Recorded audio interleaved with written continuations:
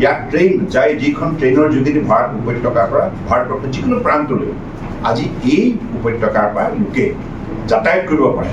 গতিকে যাতায়াতৰ যোগাযোগ যেতিয়া সুচল হয়, তেতিয়া স্বাভাৱিকতে সমাজৰ সকলো শ্ৰেণীৰ ৰাইজে শক্তি পায়, সবলীকৰণ হয়, আত্মবিশ্বাসেৰে তেখেতসকলে নিজৰ জীৱনটো সুন্দৰভাৱে সজাই তোলাৰ বাবে আগবাঢ়িব পাৰে। গতিকে যোৱা দিনবিলাকত যিখিনি কাম হৈছে আপোনালোকে জানে। মই যেতিয়া মুখ্যমন্ত্ৰী আছিলোঁ 2016 চনত, তেতিয়াৰ পৰাই বৰাক উপত্যকাৰ আমি কংগ্ৰেছে যিমান অৱহেলা কৰিছিল এই উপত্যকাটোতো এনেকুৱা এটা অৱস্থা ৰাখিছিল কংগ্ৰেছে যে ই ভৱিষ্যতৰ মানুহবিলাকৰ মনত এটা নিৰাশা আহি গৈছে যে আমাৰ ভৱিষ্যত ক'ত। কিন্তু যেতিয়া আমি প্ৰায় 4,500 কোটি টকা ব্যয় কৰিলোঁ, আৰু আপোনালোকে জানে আমি প্ৰথম যিটো ডিফিকাল্টি আমি বৰাক উপত্যকাত চিনাক্ত কৰিছিলোঁ সেইটো হৈছিলে ৰাস্তা পদূলি আৰু দলং। সেইবাবে আমাৰ কাৰ্যকালত আমি বৰাকৰ পৰা এগৰাকী PWD মিনিষ্টাৰ নিযুক্তি দিছিলোঁ, পৰিমল শুক্লবৈদ্যই। তাৰ পাছৰ পৰা আমি প্ৰায় প্ৰতিটো গাঁৱৰ প্ৰতিখন গাঁৱত যাতে ৰাস্তা পদূলি দলং হ'ব পাৰে তাৰ কাৰণে আমি প্ৰায় 4,500 কোটি টকা কৰিছোঁ। তাৰ ফলত আৰু পৰৱৰ্তী সময়ত আপোনালোকে জানে বৰ্তমান মুখ্যমন্ত্ৰী ডাঙৰীয়াও বৰাকক লৈ পেলাই যথেষ্টখিনি তেখেতে গুৰুত্ব প্ৰদান কৰিছে। ধাৰাবাহিকভাৱে 2016 পৰা 2024 আজিকো পৰ্যন্ত বৰাকৰ উন্নয়নৰ বাবে সকলো ধৰণৰ সহযোগিতা আগবঢ়াই থকা হৈছে। আৰু কেন্দ্ৰীয় চৰকাৰৰ তৰফৰ পৰা ভাৰতমালাৰ পৰা আৰম্ভ কৰি আসাম মালা সকলো আঁচনিৰ ফলত আৰু 5,000 কোটি টকা কাম ইতিমধ্যে বৰাকত আৰম্ভ হৈছে। গতিকে আগন্তুক দিনত এই বৰাক উপত্যকাই নিশ্চিতভাৱে অসমক শক্তিশালী কৰাৰ ক্ষেত্ৰত এটা উল্লেখযোগ্য ভূমিকা পালন কৰিব আৰু সামগ্ৰিকভাৱে ভাৰতবৰ্ষক আত্মনিৰ্ভৰ কৰাৰ ক্ষেত্ৰত নিশ্চিতভাৱে ইয়াৰ ভূমিকা নিশ্চিতভাৱে অত্যন্ত প্ৰশংসনীয় হ'ব। গতিকে বৰাক ব্ৰহ্মপুত্ৰ পাহাৰ ভৈয়াম আমি একেলগে মিলি অসমৰ ভৱিষ্যত নিৰ্মাণ কৰিব লাগিব। আমি কেৱল ৰাজনৈতিক ক্ষমতা দখল কৰিবৰ বাবে নহয়, মাননীয় প্ৰধানমন্ত্ৰী ডাঙৰীয়াই দেখুৱাই দিলে যে ক্ষমতাক কেনেধৰণে সদ্ব্যৱহাৰ কৰিব লাগে জনসাধাৰণৰ উন্নয়নৰ বাবে, জনসাধাৰণৰ শান্তিৰ বাবে, জনসাধাৰণৰ প্ৰগতিৰ বাবে, জনসাধাৰণৰ সামাজিক ন্যায়, সামাজিক নিৰাপত্তা, অৰ্থনৈতিক উন্নয়ন আৰু আটাইতকৈ ডাঙৰ কথা মৰ্যাদা সহকাৰে জীয়াই। গতিকে সেইখিনি বাতাবৰণ আজি ভাৰতবৰ্ষৰ বুকুত গঢ় লৈ উঠাৰ বাবে সকলো স্তৰৰ মানুহে আজি সন্মান সহকাৰে জীৱন নিৰ্বাহ কৰিবলৈ সক্ষম হৈছে।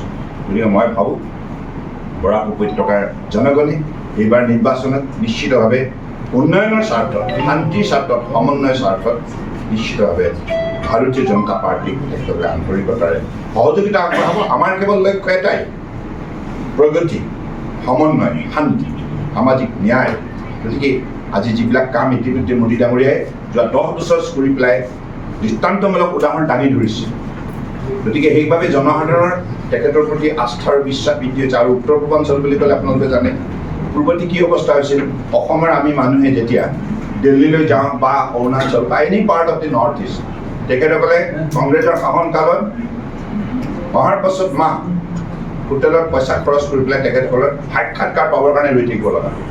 কিন্তু মাননীয় প্ৰধানমন্ত্ৰী ডাঙৰীয়াই দায়িত্ব লৈ কি ক'লে যে উত্তৰ পূৰ্বাঞ্চল অষ্টল আছে, উত্তৰ পূৰ্বাঞ্চল শক্তিশালী হ'ব, ভাৰত শক্তিশালী হ'ব। বৰ্তমান যিসকল ছাত্ৰ ছাত্ৰী তেখেতসকলৰ বাবেও, আজি যুৱ শক্তিৰ বাবেও এটা সুন্দৰ ভৱিষ্যতৰ এটা যিটো লক্ষ্য স্থিৰ কৰা হৈছে 2047 চনৰ ভিতৰত, যেতিয়া ভাৰতবৰ্ষৰ স্বাধীনতা লাভ কৰা 100 বছৰ সম্পূৰ্ণ হ'ব।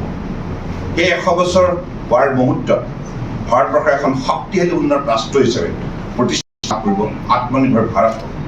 গতিকে বৰ্তমানৰ যিসকল আমাৰ যুৱ বন্ধু ছাত্ৰ ছাত্ৰী, যিসকলৰ বয়স আজি যদি 22 বছৰ, 23 বছৰ বা 25 বছৰ হৈছে, তেখেতসকলে অহা দিনবিলাকত 25 বছৰৰ ভিতৰত এখন উন্নত ৰাষ্ট্ৰৰ নাগৰিক হিচাপে নিজৰ পৰিচয় দি গৌৰৱ উপলব্ধি কৰিব। গতিকে তেনেধৰণৰ নিৰ্দিষ্ট লক্ষ্যৰে আজি ভাৰতবৰ্ষক তেখেতে দক্ষতাৰে, দৃঢ়তাৰে, সততাৰে আগুৱাই নিয়াৰ বাবে আজি আমি সকলোৱে এইখন ভাৰতবৰ্ষৰ নাগৰিক, যিখন ভাৰতবৰ্ষে আজি পৃথিৱীৰ বুকুত 5ম সৰ্ববৃহৎ অৰ্থনীতি হিচাপে স্বীকৃতি কৰিব।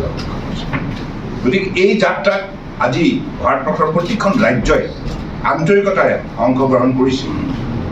অন্যান্য ৰাজ্যৰ লগতে অসমে বৰাক ব্ৰহ্মপুত্ৰ পাহাৰ ভৈয়াম আমাৰ যিটো সম্পদশালী, শক্তি সম্পদ সম্ভাৱনাৰে আজি পৰিপূৰ্ণ এইখন অসম। গতিকে এইখন অসমৰ 3,40 লক্ষ লোকক আস্থা আৰু বিশ্বাসত লৈ আগন্তুক দিনত আমিও বিচাৰোঁ যে ভাৰতবৰ্ষৰ বুকুত অন্যতম শক্তিশালী ৰাজ্য হিচাপে নিজক প্ৰতিষ্ঠা কৰা।